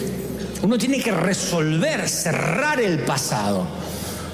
De otro modo, siempre estamos queriendo que alguien ayude a llevar el peso. Por eso yo quiero llegar ahora al retoño. Por eso el Señor dice, tienes que ver tu retoño.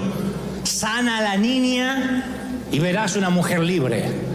Sana al niño en esta tarde y verás a un hombre libre, pero tienes que ver ese niño. Y esto no es retroceso, ni retrospectiva, ni sanidad interior. Esto tiene que ver con no sé si relacionarnos, si conciliarnos con el niño que fuimos. Yo hay cosas del pasado que no voy a cambiar, no puedo cambiar, no las puedo, ni tú tampoco. El pasado murió mientras yo dormía. Pero tengo por mi salud mental entender que esa fue mi niñez y el hombre que yo soy resultado de aquella niñez. ¿Qué voy a hacer con ese pasado? ¿Me quedo en la cama o la libero? Y ayudo a otros a salir. Las niñas pretenden jugar que son adultas. Eso no pasa con los niños. Nunca vi un niño que dice, voy a jugar a que estoy endeudado. Nunca vi un niño que dice, voy a poner los anteojos de papá y voy a jugar a que estoy de mal humor. No. Pero las niñas se ponen los tacones, se pintan, se maquillan. Y cuando una niña es abusada, cuando son molestadas, El hacer creer que es grande ya no es gracioso, porque llega alguien y transforma esa pretensión en realidad. Cuando un adulto molesta o toca a un niño o una niña como si fuera una mujer o un hombre, está haciendo que el árbol joven se convierta en un árbol adulto torcido. Y no hablo solo de violaciones o de abuso sexual. Hay un abuso que es tan similar a este, que es el abuso emocional. Cuando sientes dolor, eres pequeño o eres adolescente y te dejan solo o te subestiman o te hacen callar o te hacen borrar las lágrimas, es un abuso emocional. No respetan lo que te está pasando. No respetan el estrés que tienes como niño o como adolescente. Y cuando eso pasa, te empiezas a torcer sin darte cuenta. Es increíble como en un chasquido de dedos, desde algo trágico como una violación, un esposo abusador, un toque prohibido de un tío, puede alterar la vida de un niño o de una niña de por vida. Tantos días jugando a ser grande y un acto de abuso sin sentido se le roba a la niñez para siempre. Tantos días jugando a ser adulta y en unos minutos la vida cambia para siempre. Yo a veces me pongo a reflexionar y digo que a nosotros nos definen los incidentes que nos han pasado durante el camino. Estuviste minutos de no ser la persona que eres. O estuviste a minutos de ser la persona que eres. A veces algo nos cambió para siempre, la percepción. No querías ser así, pero así eres a partir de ese incidente. Unos minutos a solas con alguien equivocado y tus sueños se hacen cenizas y ahora eres una estadística. Bueno, tal vez ni siquiera una estadística, porque para ser una estadística lo tienes que decir. Y yo estoy hablándole especialmente al grupo de los que hacen shh. De eso la abuela me dijo que no se habla. Ese es el abuso emocional que más duele. Una dama te dice: yo no me daba cuenta que era abusada por el esposo de mi mamá. Lo que a mí me dolió era que mamá no intervino. Y cuando sugerí algo, me dijo que me calle la boca, que ese hombre nos iba a dar los papeles, que ese hombre nos daba casa y techo. Y priorizó un mugroso techo antes que la salud emocional de su hija. Ese abuso es el que te marca. Y luego, claro, vienes a Jesús, pasas por las aguas del bautismo y los pastores decimos: confiesa que todo está olvidado. Sí, para Dios está todo olvidado, y para ti necesitas una sanidad. Necesitas entender que esos son incidentes, infortunios que cambiaron tu vida tal como la conocías. Por eso digo que una niñita es la que tiene prisionera a una adulta y le dice: shh, no hables. ¿A quién le vas a decir que no eres feliz? ¿Qué consejería resiste el análisis de que tú digas: mira, yo me siento abusada por mi marido hace 20 años? ¿Quién te va a creer? Te van a decir la frase religiosa: sujeto a su marido, cumpla su deber conyugal, el cuerpo suyo ya no es suyo sino de su esposo, y todas esas boberías que te dicen los que no han sufrido, los que no han pasado por las cicatrices que tú has pasado.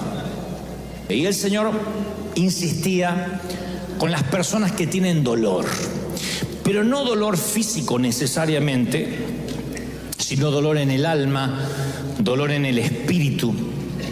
Esos dolores que encorvan, que deforman. Literalmente yo pienso que alguien que tiende a encorvarse, no una gran joroba, pero que tiene la tendencia a caminar mirando hacia abajo, es una persona que a lo mejor su dolor es tan intenso que ha somatizado. Somatizar significa que de pronto las enfermedades del alma hacen que bajen las defensas del físico y entonces te termines enfermando con cualquier patología que no tenías pensado padecer.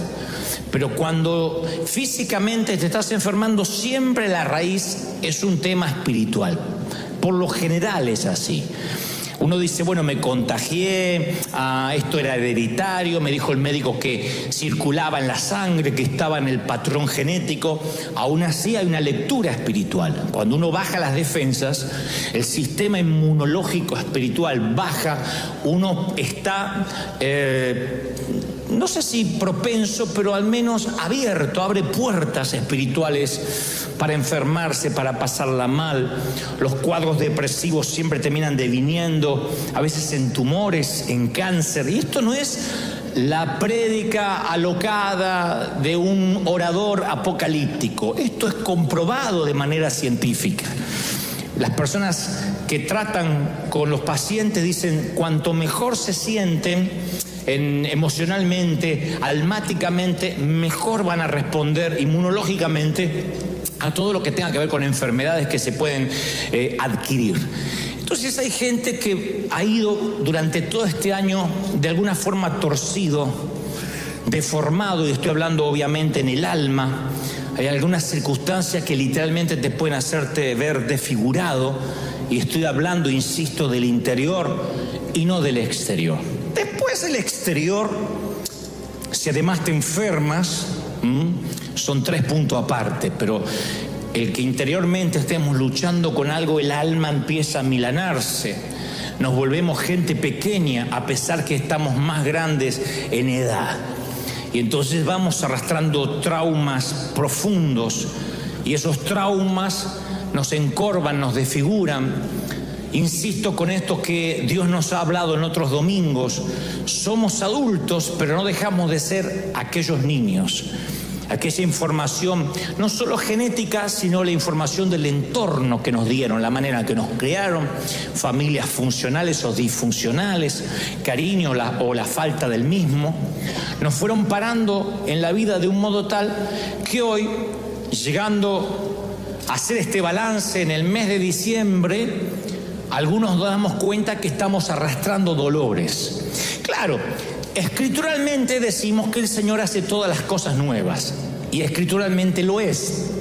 De un modo práctico, técnicamente, Dios viene a nuestra vida y todas las cosas son nuevas desde el punto de vista que Dios no se acuerda más de nuestros pecados.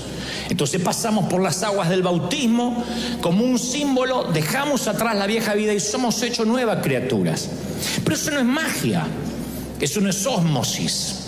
De modo que decimos, bueno, me bauticé y ya no me acuerdo de mi niñez, no me acuerdo de mis divorcios, no me acuerdo de mis relaciones fallidas, de los abusos, no me acuerdo de la falta de cariño. No, todo eso forma parte de lo que somos.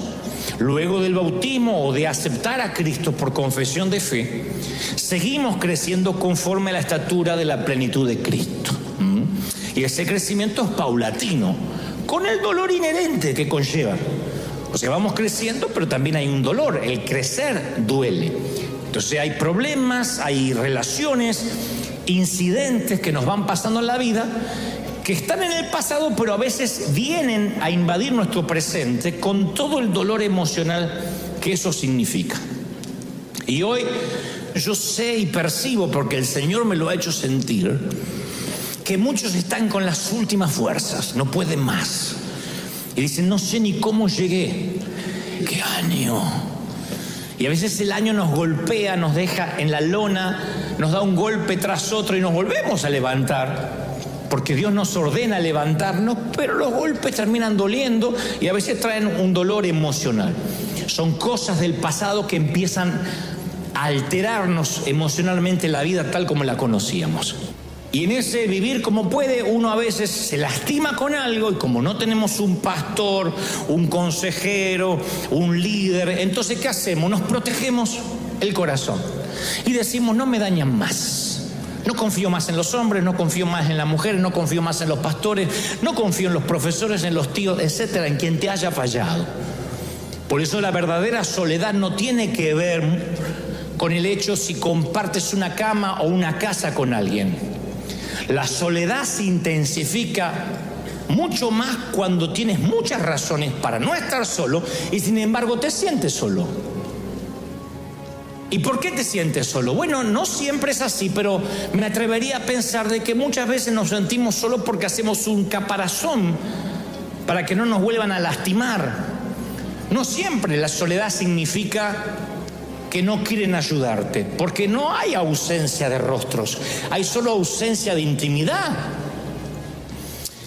Y cuando uno siente que no te quieren ayudar, no es que no te quieren ayudar, es que a veces ponemos tantas capas de cebolla, tantas capas encima, que claro, quien está a nuestro lado, quien camina la vida con nosotros, solo puede hacer un atisbo en la superficie, no llega a lo profundo. Construiste una protección tan buena que terminó siendo la celda para uno. Se convierte en una prisión.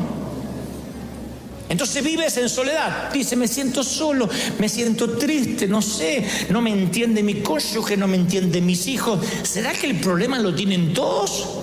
¿O el dolor te encorvó de manera tal que como protección levantaste armadura, levantaste un muro? Y los muros no solo protegen al que está dentro, sino que dejan fuera al que quiere entrar. Y no entras ni sales. No siempre significa falta de ayuda. Por eso yo lo llamo estar atascado entre dos pisos. Uno queda atascado entre su propia protección que uno levanta. Eso es estar literalmente atascado, asuntos sin resolver. Sentiste que la vida se te fue y estás esperando que regrese. Tú dices, bueno, en algún momento se va a desatascar el elevador y no se destraba, está ahí. Tú dices, bueno, en algún momento la vida me va a dar un refrigerio. Y no, sigues peleando y sigue peleando y la vida tuya es un cuadrilátero de boxeo. El lunes te pones los guantes y a pelear y a pelear y a veces ganas, a veces pierdes por punto y a veces knockout. ¿Cuánto más se puede vivir así? Ojalá pudiera predicarte que te vas a reencarnar en algo, que este es un ensayo y que la próxima, si te reencarnas, sabrás cómo vivir. Lamentablemente y lastimosamente tienes una sola vida y cada día te estás muriendo. Desde el vientre de tu madre a la sepultura, todos los días tienes un día menos de vida. Entonces no entender cómo vivir es perderse la calidad de la vida. Es vivir sobreviviendo y no vale la pena sobrevivir. No vale la pena sobrevivir en ninguna área, ni a nivel sentimental, ni a nivel espiritual, ni a nivel social. Sobrevivir es lo más espantoso que te pueda ocurrir. No todos los que han muerto realmente han vivido, recuérdenlo. No todo el que baja al sepulcro realmente ha estado vivo realmente. Gente que vivió atascada entre dos pisos, atascado entre dos pisos.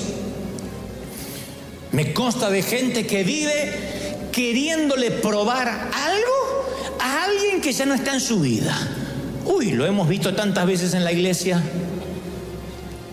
Todo lo que hace es sobrevivir para demostrarle a aquella persona que ya no está en su universo, que ya no gravita a su alrededor, para que se entere cómo me va. Yo quiero que mi ex me vea, que me puse nuevas pompis, que no me las pagó y me las pagué yo sola. Si el otro ya no la disfruta. Esa cosa es loco. Hay gente que vive para las redes sociales, para que gente a la cual no le importas te ponga like. Y vivir para que la gente a la cual no le importa, y me consta que no le importas, porque de los 800.000 seguidores que puedas tener, no vas a conseguir 4 que vengan a cargar tu ataúd. No vas a conseguir uno al que pueda llamar a las 3 de la mañana y el que se te pone like a la foto con filtro.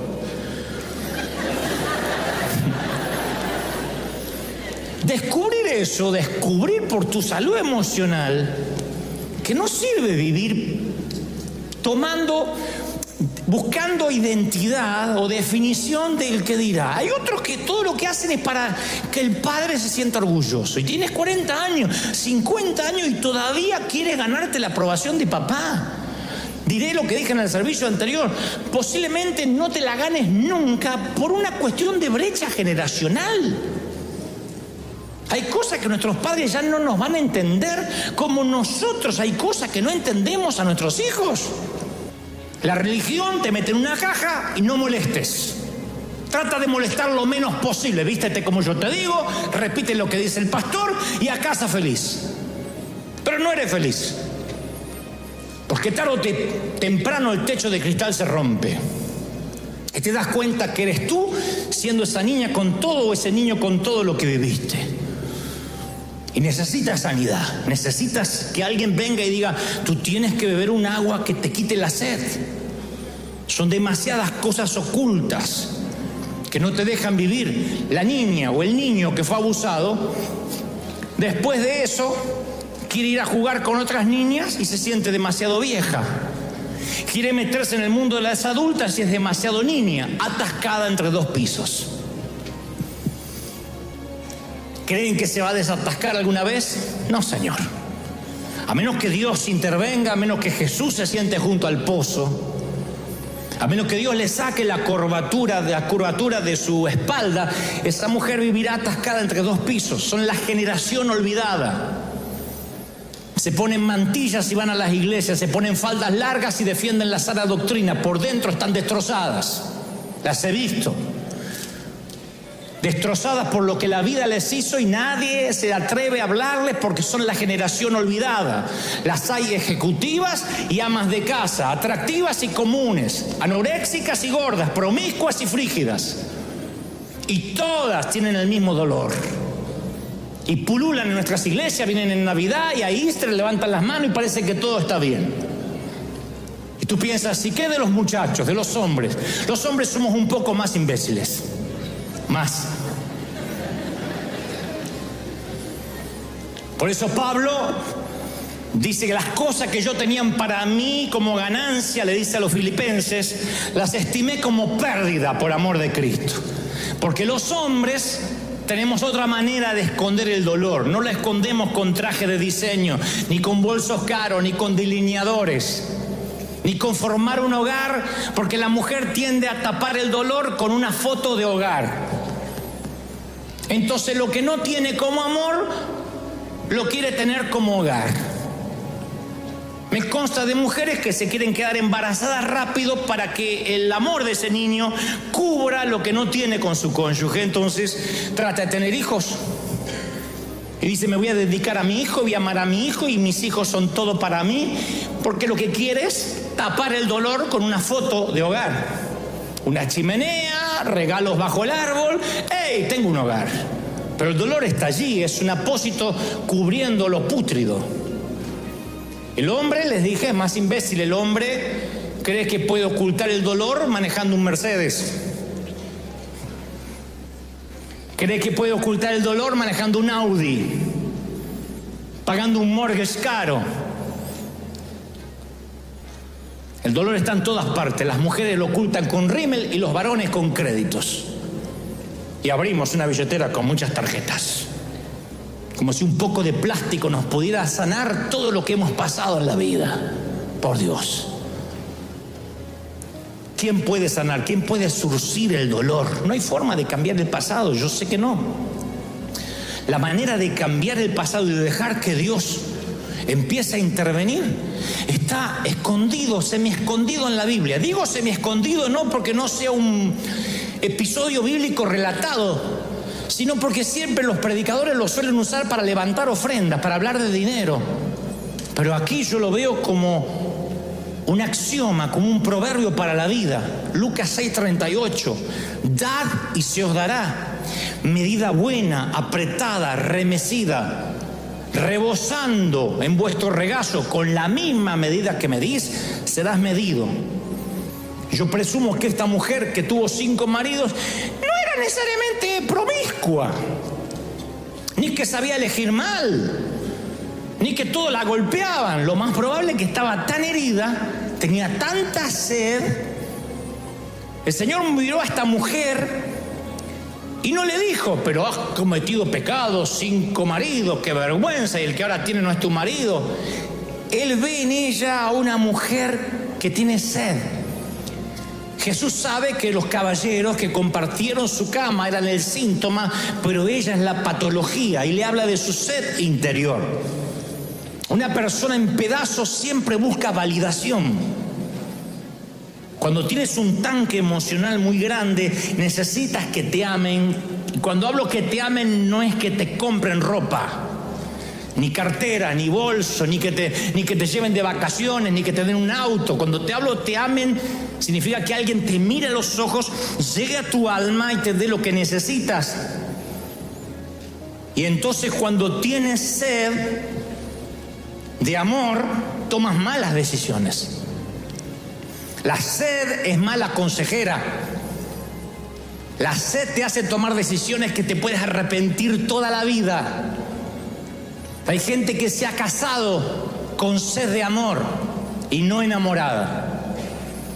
Entonces uno le dice, ¿por qué te casaste si eres tan infeliz? Y porque quería escapar de la casa de mis padres. No soportaba más a mis viejos, así que el primero que pasó no era azul, pero lo pinté de azul y me fui con él.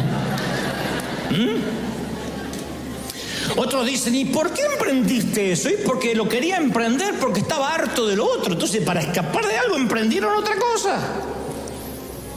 ¿Cuánta gente hay que ha hecho cosas porque la sed lo aconsejó? Dicen, y aprendan esto para estas fechas, que no hay que dejar que tu esposo vaya al mercado o a la tienda con hambre, porque va a traer un montón de cosas innecesarias. Tienes que llenarle la panza y que vaya a comprar. Y ahí compra lo que le mandaste en la lista. Porque el hambre es mala consejera. La sed es mala consejera. Y cuando estás con sed y hambre emocional, tomas decisiones que te puedes arrepentir toda la vida. Y ahí después, claro, uno de grande ve el árbol torcido. Pero mira qué mala decisión que tomó. Pero fíjate la familia disfuncional que tiene. Y pensamos que vino el demonio y le torció el tronco. ¡No! Eso fue un retoño. Por eso Dios no ve el hombre elegante, sino ve los piececitos de ese niño. ¿Qué le pasó para llegar a tomar esta decisión? Muchos se pueden vestir muy bien, perfumarse bien, pero en los secretos están lastimados. El dolor no se quita con cosméticos caros ni con maquillaje. Y yo siempre le aconsejo a los hombres, si quieres conocer a la mujer que está a tu lado, tienes que llegar a la niña que fue. Si quieres conocer al hombre que está a tu lado, tienes que llegar al niño que una vez fue. Porque es la niñita siempre la que tiene cautiva a la mujer callada. Es la niñita la que tiene cautiva a la mujer callada. Siempre es el niñito el que tiene cautivo al hombre que no demuestra sentimientos. Hay hombres que no lloran. Yo he visto hombres que no lloran ni en el ataúd de su mujer, ni en el ataúd de sus hijos. Y uno dice, pero qué frío. Y uno mira al árbol y dice, qué torcido, tiene un demonio. Cuando uno se mete en su corazón y escarba, si logra quitar las capas de cebolla, te va a decir que un día el padre le secó las lágrimas y me dijo, usted es macho, no llore. Y él tenía las piernitas lastimadas, sangrando. ¡No llore, que usted no es una nena! Y se le inculcó acá. Y el padre, quien sabe por qué machismo imbécil, le metió en su alma, le fraguó a fuego, le acuñó esa frase y marcó su destino para siempre.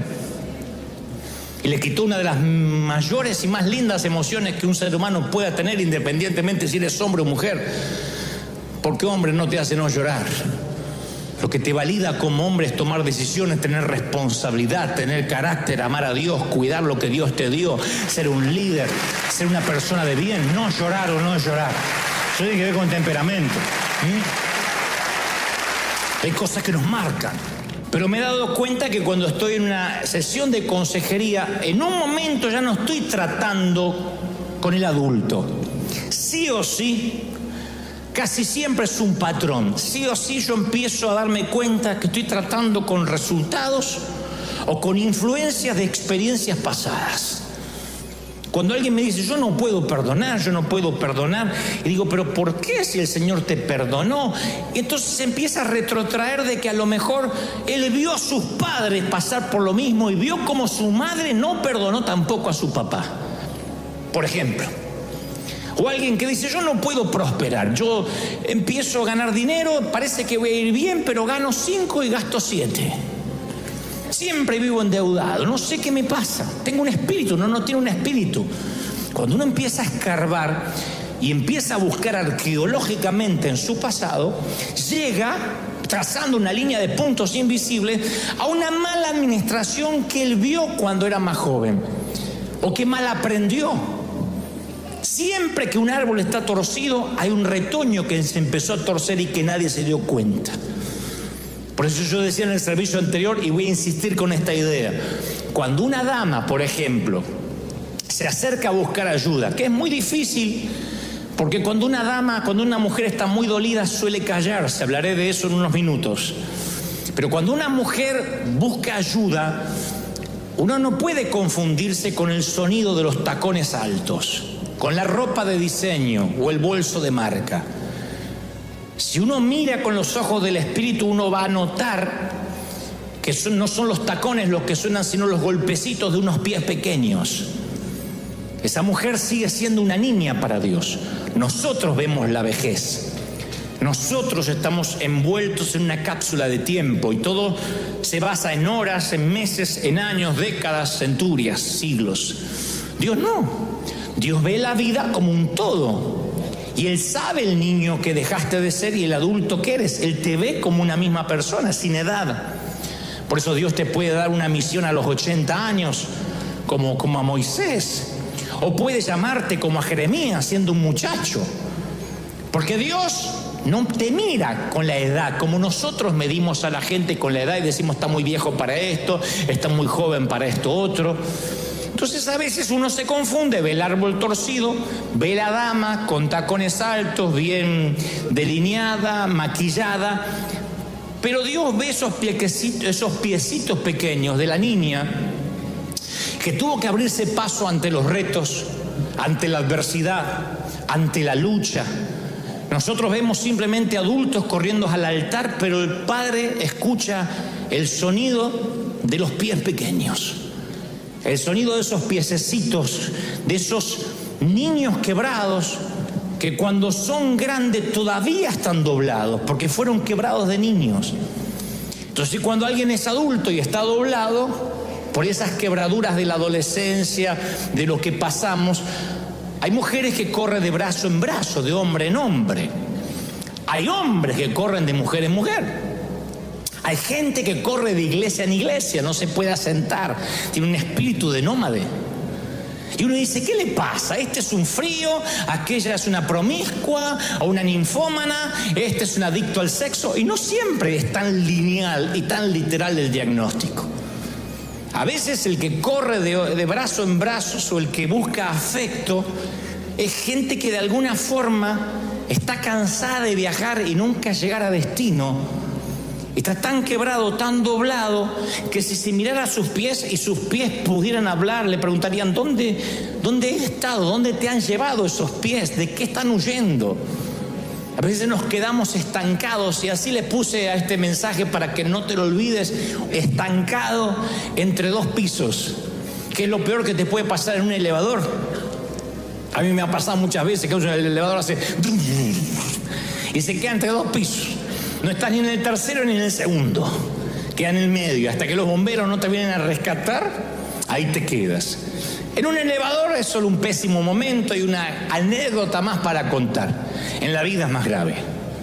Dios me dijo que River iba a ser una iglesia de gente rota, y al principio a mí me choqueó, porque quieres palabras tales como, he aquí te doy un linaje escogido, un real sacerdocio. Y Dios me dijo, te traigo gente rota, porque tú las vas a comprender, porque eres vaso de misericordia, porque no las vas a condenar. Son menesterosos, endeudados, afligidos, que llegan para que se forme un gran ejército, para que se levante un pueblo fuerte. ¿Y quién sabe? Tal vez podamos ser la iglesia que vuelva a escuchar el sonido de los piecitos en la calle. Que salvemos la próxima generación, que salvemos la profecía. Por lo pronto me va a bastar salvar a los que están estancados entre dos pisos, ayudarlos a que el elevador se vuelva a mover, que la vida te sorprenda moviéndote desde alguna parte, pero moviéndote, o para abajo, para arriba, pero muévete, por Dios. Estancado es una manera pésima para vivir. O tienes que descender o subir. Es bíblico, frío o caliente, tibio, estás en un serio problema. Entonces necesitas sanarte, necesitas olvidarte de los filtros de las fotos, necesitas olvidarte de las redes y tener una vida real, reconciliarte con la vida real. Esto es lo que eres, no hay más. Esto es lo que eres, esto es lo que la vida te trajo, esto eres. Si te reconcilias contigo mismo, tienes posibilidad de desatascar tu elevador, si no, vivirás una mentira. La iglesia está llena de gente que vive una mentira, repite palabras y salte. Cuando el predicador dice algo, dice aleluya, aleluya. Son unos patanes en la casa. Mujeres que cuidan mucho la doctrina y son de unas lenguas y critican a todo el mundo. Y esa doble moral, esa doble vida, esos que condenan los Simpsons, esos que condenan, ay, hay un Jesús en Netflix que hacen cada cosa, cada babosada en privado, que no resistirían análisis. Lo que hacen en Netflix son unos mundanos que hacen conforme a un código lo que quieran. A Jesús no le importa porque él pregunta, ¿y tú qué dices quién yo soy? ¿Y ustedes quién dicen que yo soy? Listo, es lo que me basta. Han dicho de todo de Jesús y van a seguir diciendo. Lo que trato de decir es, no nos rasguemos las vestiduras, no comamos santo y defequemos diablos. No nos rasguemos las vestiduras por boberías. Mírate al espejo, reconcíliate con el dolor que llevas y mira que estás encorvado. La orden es, ponte de pie, endereza tu espalda, erguido, vamos. Ir, pon la frente como un pedernal, libera la cama, que hay otro peor que tú. Deja de llorar, que el 2020 te sorprenda caminando mínimamente entre las camas de hospital, bendiciendo, ministrando. Vamos, ponte de pie y dale un aplauso si crees que Dios habló. Si crees que Dios habló, dale un aplauso y celebra al Señor de señores.